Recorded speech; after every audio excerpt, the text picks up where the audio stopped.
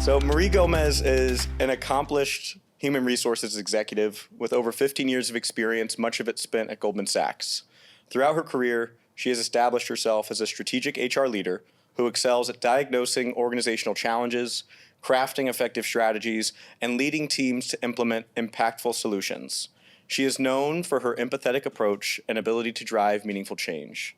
Marie has lived in 4 different countries. She is a longtime yoga practitioner and loves to talk about good food. She holds an MBA from IE Business School in Madrid and currently resides in Jersey City with her partner and 2 young children. Marie, welcome to the Work 4.0 podcast. Thank you. Thank you. It's really exciting to be here. Thank you, Matt, Matthew, Sydney, everyone. Thank you. I'm really curious, listening to that bio, which I don't know about you, I always feel very uncomfortable if I'm like sitting or standing Super by and someone's giving me a bio. I'm curious for you, what was missing from that bio that you feel like if we were to poll some of the people that know you best, they would insist that we mention? I did ask one of those people to help me write it, knowing I was going to leave some of those things out. Probably building on the empathetic approach and my superpower to sort of diagnose how people are feeling, how people are doing, and really leaning into building excellent teams and driving change. I'd probably double click on that a little bit. They would probably double click on that a little bit more. Beautiful. Have you always had that? Yeah. I'm one of those people. You probably know and are thinking many of the reasons it was formed, but from a young age, I've sort of had I can read the room quickly. What did that look like in childhood of Marie?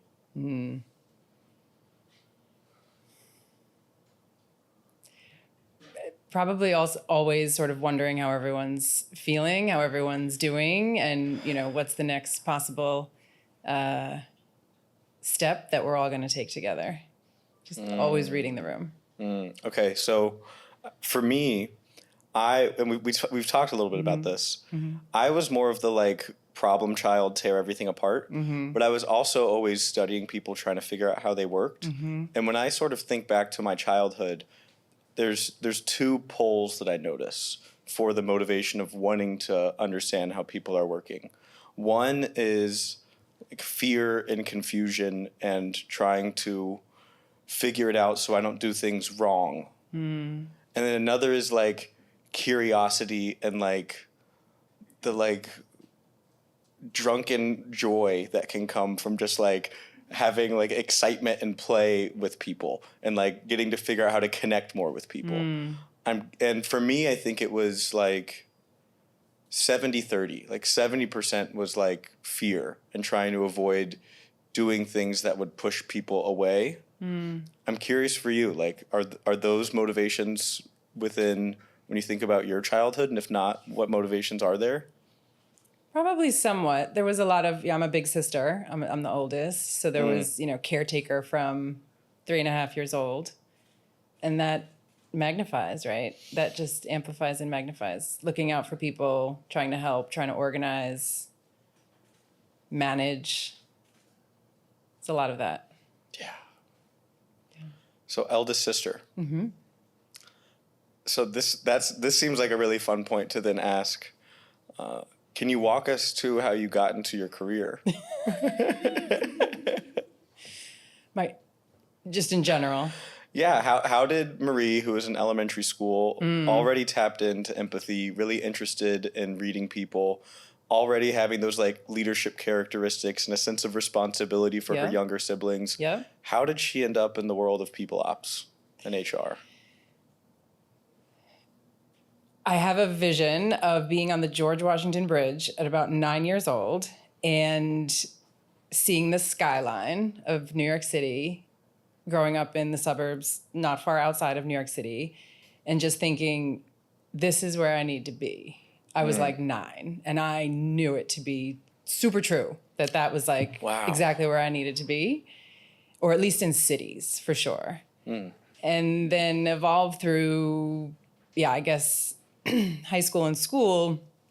The goal was to do well, study, And then eventually I got this like travel, see the world bug. That ultimately led me to some of my live abroad, work abroad, life abroad, explore abroad, find myself abroad. Did those four countries happen one right after another?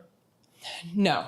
One was in undergrad, like a summer, like a study abroad experience. Two were back-to-back in sort of a reverse gap year after undergrad. And then one was business school abroad. A couple. So there were gaps in between. But I definitely got that out of my system and needed to explore. It was a deep pull. That was something I had to do. And how long were each of those stints, and where were they? Undergrad abroad was Costa Rica.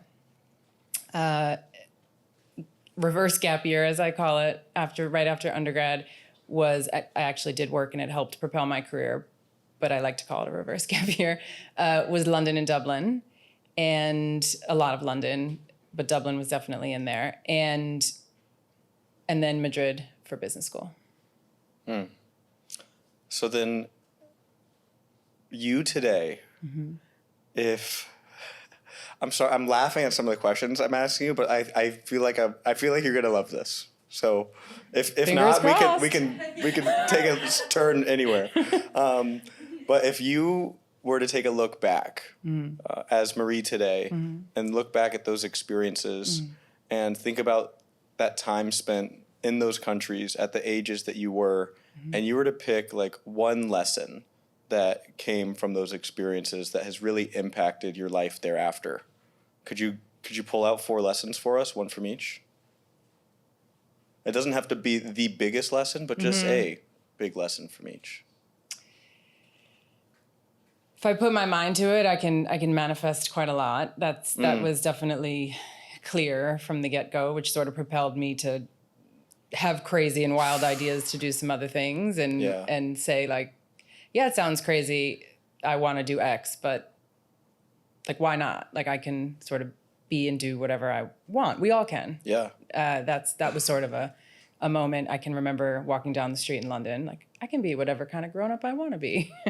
And sticking to that is hard, but it's true.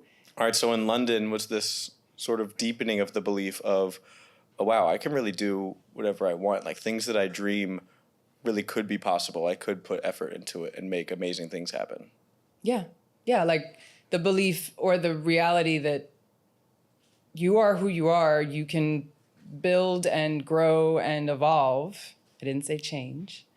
And it's sort of yours to decide and to own. I'm just for the record, I'm bookmarking and tucking, and we're going to circle back to the evolve versus change. All right, so we've got London. We got London. I guess Dublin would be like, you can make the best of anything. What happened in Dublin? And keep in mind, I'm asking because in 2 weeks, I'm going to Dublin. Oh, this was not in the prep call. Dublin just was nothing that I ever planned for or tried to plan for, and I probably took the biggest leap with little to no planning. I had been working in London. The company I was working for in London said they wanted to open an Irish office. I had spent a weekend in Dublin and came back and said, I could live there. I could spend a lot of time in that place. Like, can I have a job in that new office?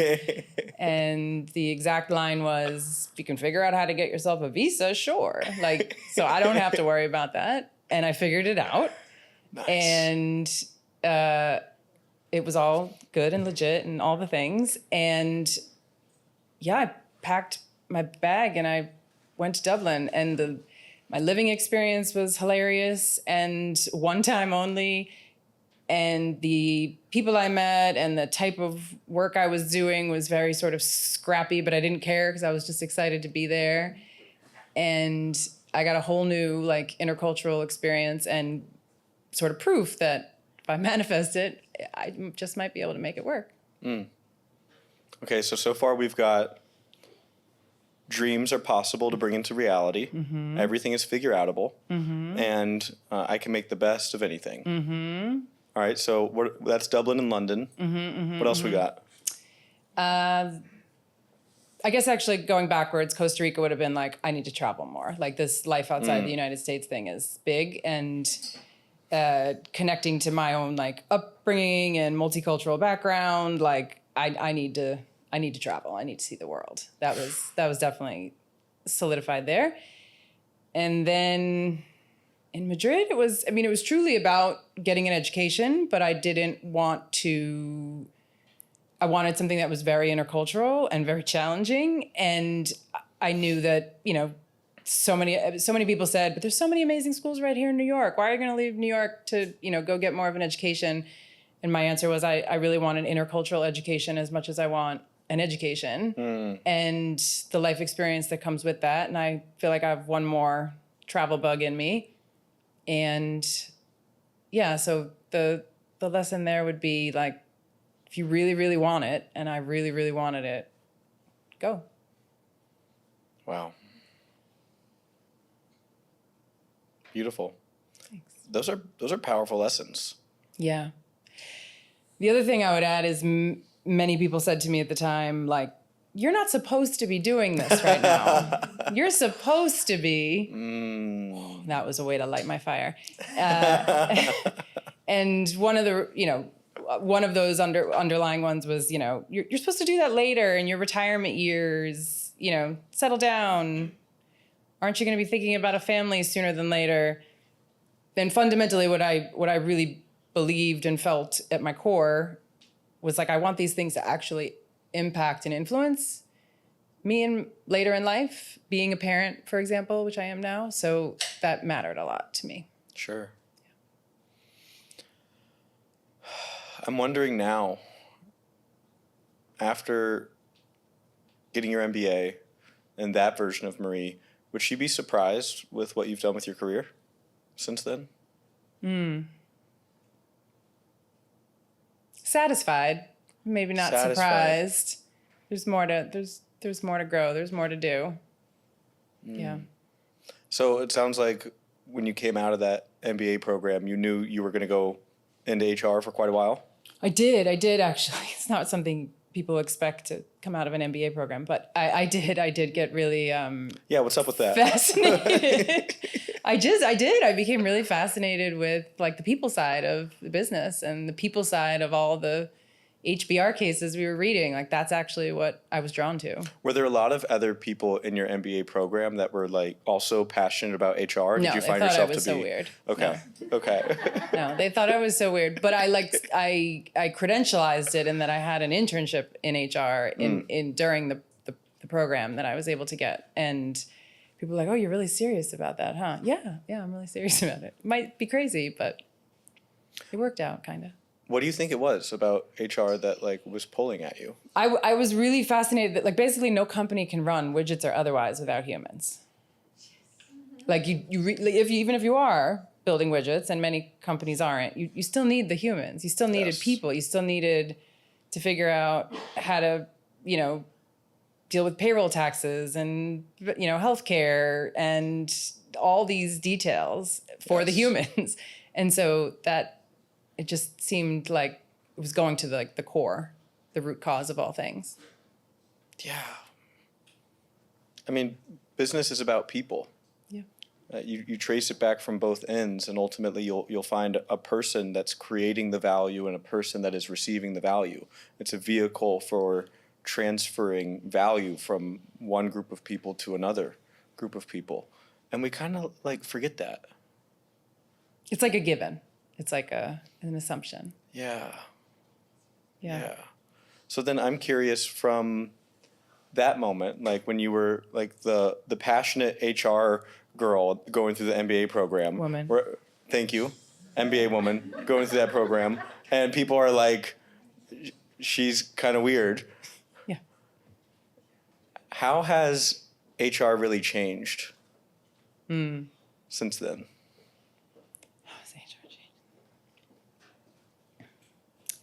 I think the tech has improved. but it was a pretty, you Yeah. know, basic place. Where are the biggest improvements when you think about the tech within people ops? Is there There's a lot anything that more works options. way better? There's a lot more options. A lot more options. A lot more options. A lot more hungry, smaller organizations. A lot more disruption, an attempt at disruption, and I think that's interesting. Really, Yep. really interesting. And if you look at the history of everything, you got to have disruption at some point, right, to make change. So I think that's really interesting, and I would call it a mild hobby to be, quite into HR tech and how that evolves. Yep. Yeah. Okay, so the tech is different. I would say the way, and this is, my experience, my view, I would say the way that any HR organization is trying to think about itself and run itself and everyone also acknowledging and making space for talking about the fact that there's like running the business, getting your everyday process execution, transactions, people emergencies sorted, managing that with, wrangling like strategy and, forward movement and really being like a true partner to leaders. I think there's more acknowledgement that those are sort of conflicting, and that's a challenge versus maybe earlier in my career, I saw everyone sort of just trying to survive the basics of process execution. I wonder. So running HR like a business. Yeah. And this question may be a little unfair, so you can feel free to throw it back at me. But I'm wondering from your perspective, from what you've seen with business leaders, what do you think has happened to the credibility of like a chief people officer or a people leader at the top? Is that something that has improved where like CEOs and COOs that you've tended to interact with and that you've seen are having more respect for the role? Has that kind of fluctuated and gone up and down? Is it more of a graph up and to the right or down and to the right? I think it's a hell yes. Like I think there's absolutely a lot more respect for the role, and that it's C-suite level, and it's there's a seat at the table no matter what with the rest of the C-suite and executive leadership. What's the reason for that?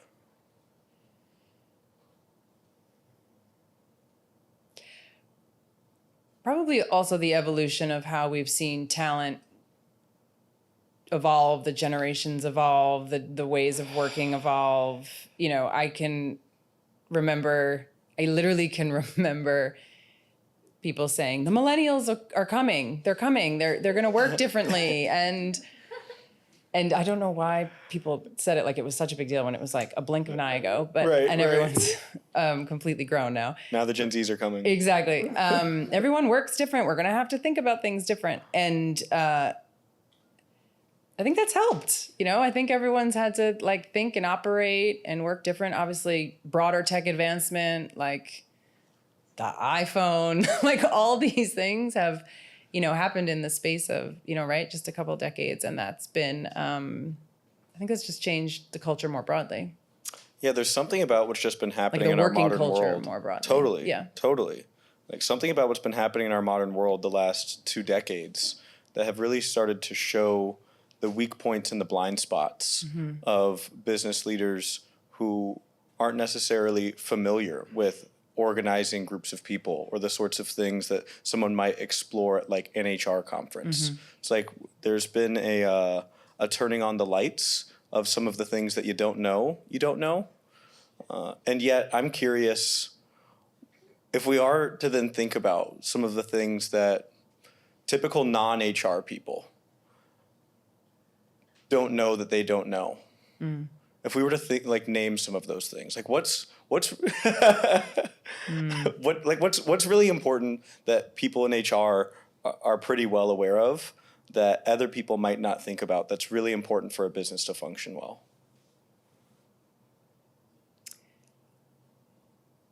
Maybe how much work impacts people and like how much time people spend at work and how much people care about what happens at work and how that's going to transcend back to their life, whether it's, and that can be everything from my manager is in a bad mood, and so that's affecting like me and my team and our work product or how we're feeling, to thinking about how they're going to curate the sponsorship for promotion and what that could mean for my family and my life and my wealth potential. Totally. All of that is like probably what people think about, like 80% of their waking hours.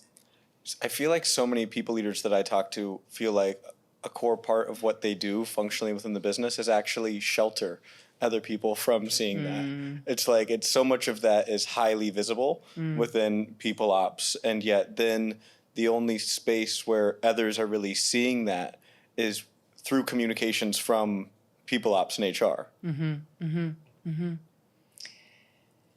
I would agree with that. I mean, it's literally helping people like, function day in and day out in terms of, there's getting work done, and then there's helping people take care of themselves. And that within itself is like a wildly important business.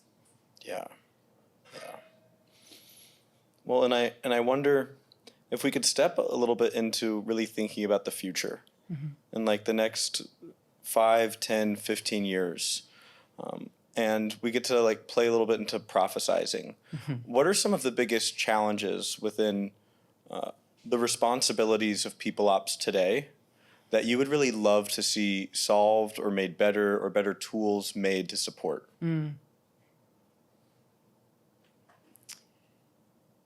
Goes without saying, all the like evolving technologies will be amazing for automation and systems talking to each other and like workflow tools. And I know a lot of that is already, amazing. And so it's a matter of like broad-based adoption. So, these things can handle like data that needs to be encrypted, and, whether you're in an industry that's highly regulated or not, like everybody can easily use it. Totally. That's so lowering maybe the barrier to entry. So, more HR organizations, or all HR organizations, or all organizations can access these sorts of things easily, and they're applicable. Yep. So more accessible tools for automation and data tools. analysis, and more advanced tools for doing things more effectively in a greater scale. Correct, because that's going to allow what I think is truly needed is space for ideation and creativity and collaboration and partnership, and co everything, co-designing, co-creating, co-selling. Whether it doesn't matter if the idea comes from the people ops side or the client-facing side of HR, they need to sort of work, hand in glove. Yeah. But everyone is often, or it can be an assumption or a broad statement that, folks are so focused on their own, whether it's process execution or day-to-day challenges, that, making the space for that kind of work and thinking is challenging. Sure. I'm curious about your thoughts on this thing, which is, let me see if I can even wrap words around it. A frustration I have with future technology is that we tend to really obsess about short-term returns. And so we tend to think about things like automation far more than we think about augmentation. And there are some challenges within how businesses impact people's lives that aren't simply solved by automation. Like, for instance, we often talk about like a quality of data problem, which is I can come in as an individual person.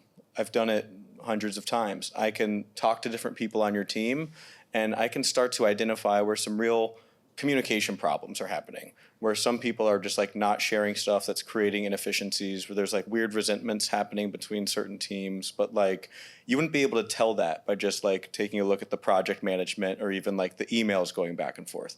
I had to go talk to some people. I had to have some conversations to excavate data that wasn't there. And it's a similar thing for like managers. Like, you want to create incentives that maximize that somebody is going to stay as long as helpful for the business, and that they're going to be productive while they're there. And yet there are some aspects about what that person needs that you can't get from them just filling out surveys for you, that you need to be able to have some conversations. How do we help people within organizations have better conversations?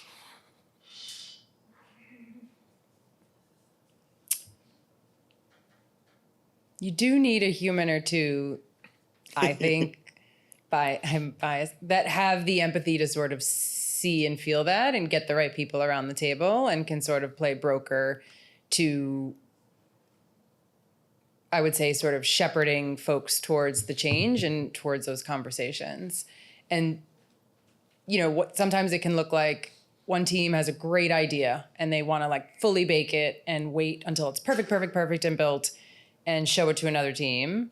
And while their idea might be great and their output is like really, really close to good, they didn't involve like the other side to, ask more questions. And sometimes it's someone having the empathy or the open-mindedness or the growth mindset, whatever the right words are, Sure. to sort of say, why don't we take this half-baked or not, or at least frame it as, we have this idea. Can we get you to weigh in on it? And that can sometimes soften the blow versus like, we have this very big proposal and here's all this data. Right. Or sometimes just showing up and saying, next Tuesday, we're implementing X and we thought we'd give you 4 days notice. So I think you do need a human to think about that and to understand the personalities and to understand what struggles and challenges there are day to day amongst teams. Because it's not, that this person doesn't like that person lots of times. Sure. It's that people have underlying different priorities and stresses. And if you hopefully come from a place of everyone is doing their best day in and day out, that, I think just some of those underlying empathy-driven thoughts are very helpful. So if a company or an organization is having challenges around effectiveness of communication, which I would say is about 95% of companies I've ever met, it's what you're saying is it's really, really hard to transform that without having a person that steps up as a leader that is also empathetic, that is able to really lean into trying to model and initiate other ways of communicating. Yeah, and I think that comes from both being able to like model as a leader and see that and ask really good probing questions, but also not be scared to sort of roll up their sleeves and understand the details to really like, challenge, because there's 3 sides to every story, right? And it's not always what one might say it is, right? Just like a straight interview from a consultant might not surface it either, right? It's really getting into it and getting to the root cause of, why do you not like this? Why do you insist this must happen? What's the, like, let's find some common ground here. Some of this goes back to like basic negotiation skills too. 100%. All right. I'm going to throw a few things in the air that I feel like are related, and I'm not sure. So this might come crashing down. This will be fun for all of us. Especially me. Which is, you've spent a lot of time thinking about systems design. Yeah. And systems that optimize towards the right incentives for the outcomes that you want, and change management, processes for change management, tools and frameworks for really empowering change to be effective and optimized the way you want it to go. Okay, so those are in the air. The other thing that I want to throw into the air, you mentioned earlier, you corrected yourself and you said people change to people can evolve. Mm-hmm. What did you mean by that? Can people change or do they only evolve? I think evolve. What do you mean?